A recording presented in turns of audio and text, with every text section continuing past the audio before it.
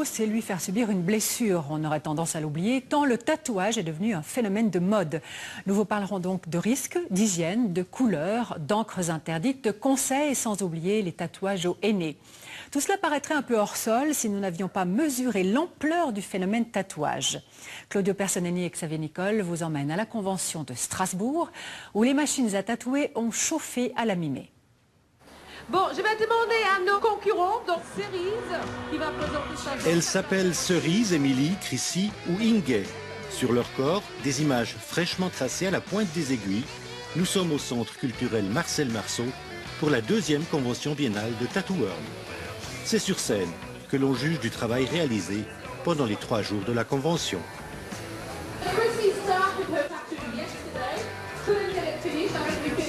Face aux yeux du jury, un cœur peut en cacher un autre.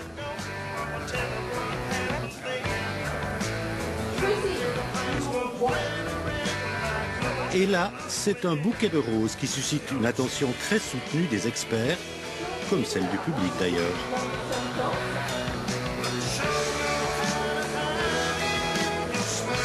Mais la scène de World Tattoo est surtout révélatrice d'une évolution spectaculaire. Désormais, au rang des piquets du tatouage, monsieur et madame tout le monde côtoient le rocker sans fausse pudeur.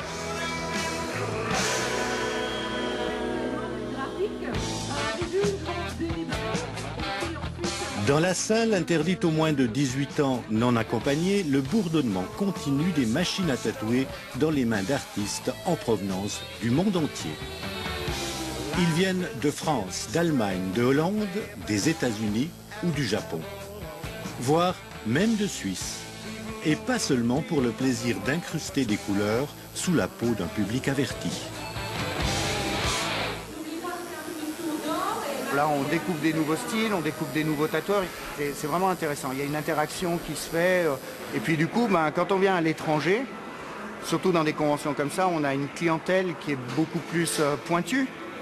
Du vrai amateur de tatouage, quelqu'un qui aime ça. Et du coup, il va regarder un peu plus les styles, les différences et tout. Et donc du coup, on arrive à se créer une clientèle qui est souvent prête à se déplacer jusqu'en Suisse en fait pour venir se faire tatouer. Épaules, dos ou mollets rebondis, les alcôves ne désemplissent pas.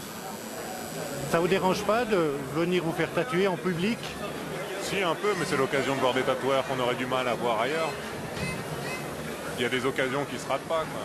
C'est-à-dire que soit on va à Strasbourg, soit on va à Berlin, par exemple, pour Jeff. Ça fait mal? Honnêtement, non. Ça fait moins mal que se prendre l'orteil dans son lit. En 2 jours, plusieurs centaines de personnes vont passer sur la table ou la chaise de leur tatoueur préféré. Nul endroit, même le plus sensible, n'échappe aux aiguilles des machines à tatouer.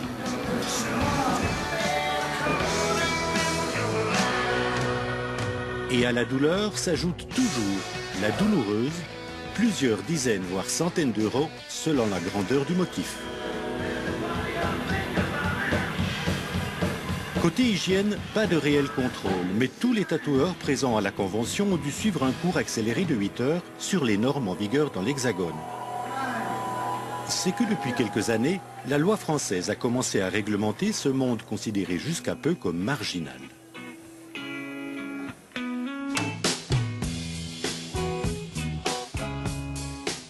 Delphine est une des personnes chargées de contrôler l'application de ces mesures dans les salons de Nancy.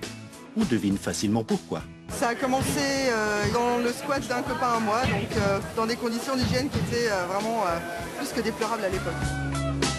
Qu'est-ce qui vous a incité à vous mettre ça sur le corps? Je crois que c'est vraiment le plaisir de porter une œuvre d'art sur soi. Voilà. J'ai toujours été attirée par les tatouages depuis toute petite. Et j'ai commencé, j'ai eu le virus et voilà, ça fait presque 24 ans que ça dure. J'appelle ça ma tatou-thérapie, on devient dépendant, ouais. Pourtant c'est jamais une partie de plaisir, mais voilà, on en revient à chaque fois. Là j'ai pas mal de tatouages et tout, et ça ressemble pas du tout à ce que je fais dans la vie. Je bosse dans un cabinet d'assurance, donc vous voyez... Vous faites comment dans votre cabinet d'assurance? Je suis en costume, monsieur, comme tout le monde. Il y a des parties du corps que vous tatouez pas? Ouais, alors tout ce qui va être visage et main, si la personne est novice dans le tatouage, on ne va pas s'engager à tatouer la personne. Si elle est bien tatouée, qu'elle a beaucoup de tatouages, Elle sait ce que c'est le regard des autres dans la rue, donc si elle est consentante, il n'y a pas de problème. Ouais. Avant, c'est vrai que les gens critiquaient les gens tatoués, mais maintenant c'est banal. Vous trouvez très peu de gens qui ne sont plus tatoués. Moi, j'aime. Je pense pas que c'est le dernier.